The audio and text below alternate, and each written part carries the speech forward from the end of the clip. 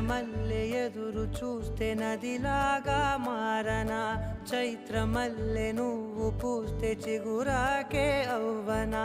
నన్నే వరించే యువరాజును అంట నీ యువరా